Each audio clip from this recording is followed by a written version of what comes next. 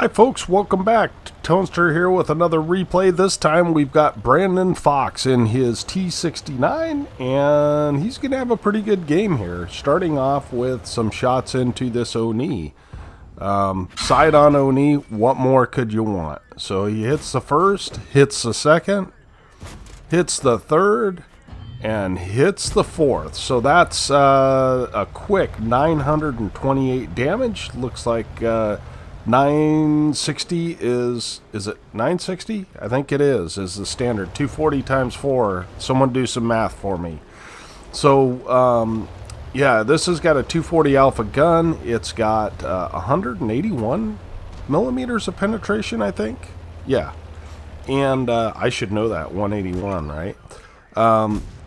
And it's got 4 shots, and it doesn't have very good gun handling, and the tank itself has kind of poor armor. It can bounce stuff, and especially lower tier stuff, but we're not going to see a lot of bounces in this game. Let's face it, unless the enemy is not aiming well, they are going to penetrate you. So this poor Pershing has been getting picked on. Now, I hate Artie, but at least Artie is firing in the right location.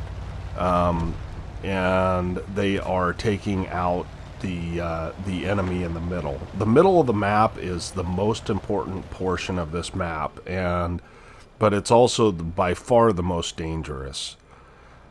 So we're on a reload. I've played this tank. I think we've featured this tank once on the channel before. It is not a very good tank, and Brandon does a very good job of using the mediocre penetration on this to get quite a bit of damage, and you're going to see that. So myself, so he's using the advantage of the autoloader here, right? He takes a hit from the Pershing, except that the Pershing bounces, looks like. No, the Pershing hit him, and a Hellcat hit him, but he took advantage of the fact that the guy fired and dumped his clip on the guy. So the big thing is to get good trades in this. Unfortunately, that engagement wasn't a great trade because he traded, I don't know, 500 damage for losing 500 health. So but it happens, you know. He's trying to clear off the middle of the map, and that's actually a very good thing. The bad thing is he is clippable for this enemy T69, so he's got to be quite careful in that regard. And it looks like the enemy is pushing very foolishly into the base and very hard. It looks like the Leo's doing some work there, and I think Brandon sees an opportunity to shoot this T69. He thinks this T69 is clipping. However, it turns out he's not, and takes a fair amount of damage there. So is what it is. That happens. But what he does is he plays like I do, I think. He takes quite a bit of damage up front, and then he figures out, I don't have a lot of health left. I need to figure out how to win this game on low health. So there's really, you can't argue with this result, and also I can't really say anything too much because I do the same thing quite a bit. So you notice he relocates. Let's actually make the map a little bigger too, and let's see what tanks are left. Okay, we've got that right. So he runs back and forth along this ridge line, and that's a good thing because he's able to surprise the enemy by popping up in a different location. You notice that T69 on the enemy team has not really relocated this entire game. He's been in the same location. So looking at the mini-map, it looks like he might lose heavy side. It's fairly close, but that IS-3A is in a very poor position. He's all alone. So just judging, I know what happens in this game, but if I was looking at the map, I would say, uh-oh, we're kind of maybe in trouble over on heavy side. And it looks like we've squared away the medium side, so they're pushing through there.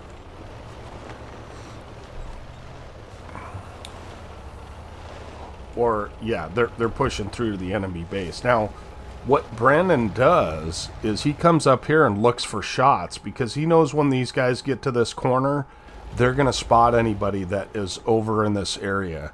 So he's just setting up, I believe, for that location.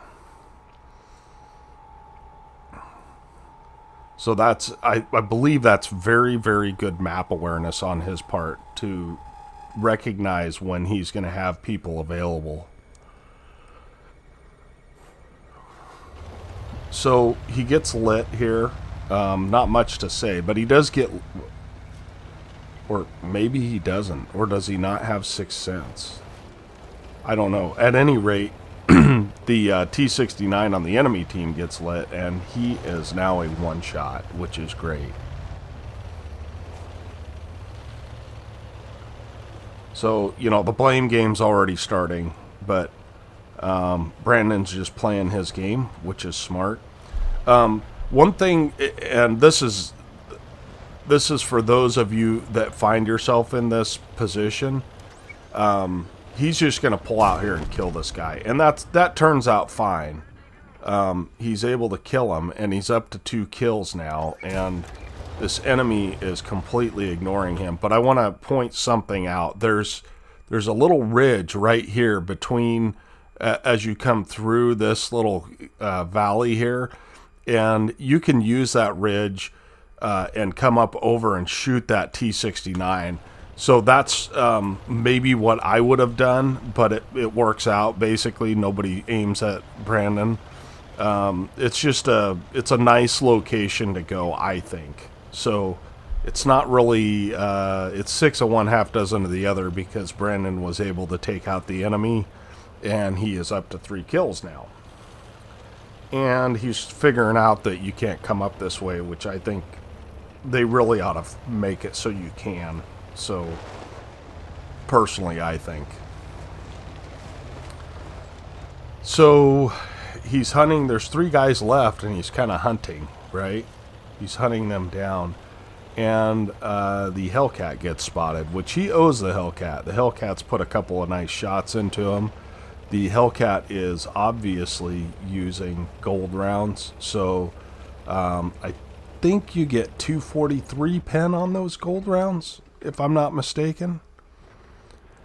And his teammate in the T44 gets taken out, so the game is not completely decided at this point.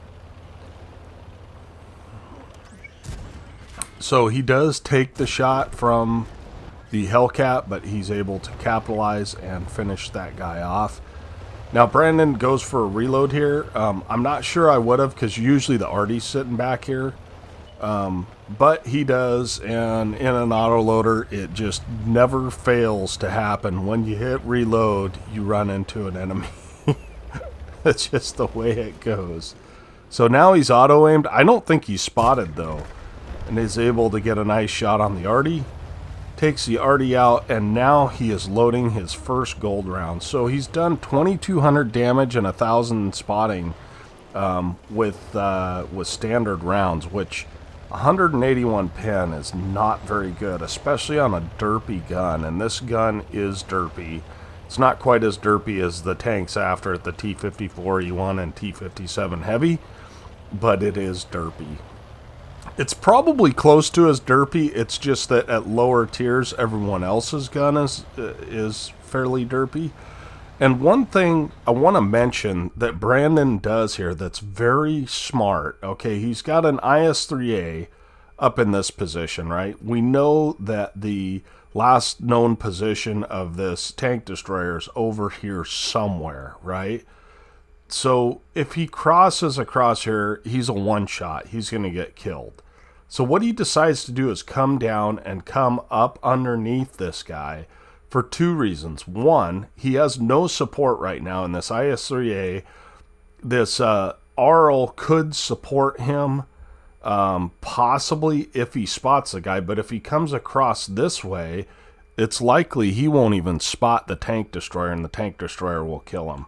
So it's good map awareness and awareness of where his teammates are to realize what the best play is. And so I just wanted to mention that because I think it's important to think about those things. And if you're watching games and nobody's explaining that stuff to you, other YouTubers often don't. They just want to stay in the action the entire time.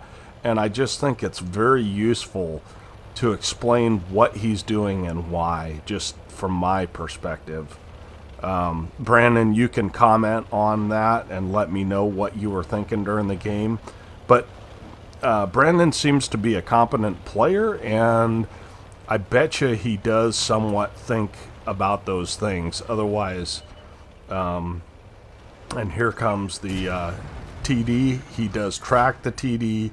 He's able to hit him 3 times there, and his heat rounds allowed him to fire with impunity. He didn't have to worry about where he was aiming because the heat rounds actually have 250 pen, I think, on this, and that was a tier, was that a tier 6?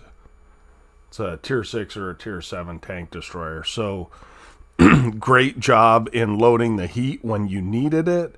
We came up with 2,800 damage, and he was able to pull out a Top Gun out of that too. Let's go ahead and take a look at the after action report on this one, guys. Okay, here we are at the after action report. As we can see, Brandon did get an ace tanker. He also got a Top Gun. Good for him. He had 2,800 damage, 1,217 base XP, and those 6 kills to secure him that ace tanker. 21 shots fired, 19 hits, 16 pens. That's pretty normal for a T69. I'm surprised he didn't bounce more, actually. And he had 1,000 assistants, so that's 3,800 combined. So great job in that game. He even made credits, and he got a huge amount of XP because he got a personal missions payout. I don't know which one that was. Maybe it tells us on this main page. I guess it doesn't. So at any rate, thanks for sending that in, Brandon. We appreciate it. Congratulations on your ace, and we hope to see more of your replays. If you've got an ace tanker, tier 5 or above, that you'd like to show off, please do send it in. My email is down below. You can either upload it to Watt Replays and link me to it, or you can send me the replay. Either way. So thanks for watching, and we will catch you next time. Tonester out.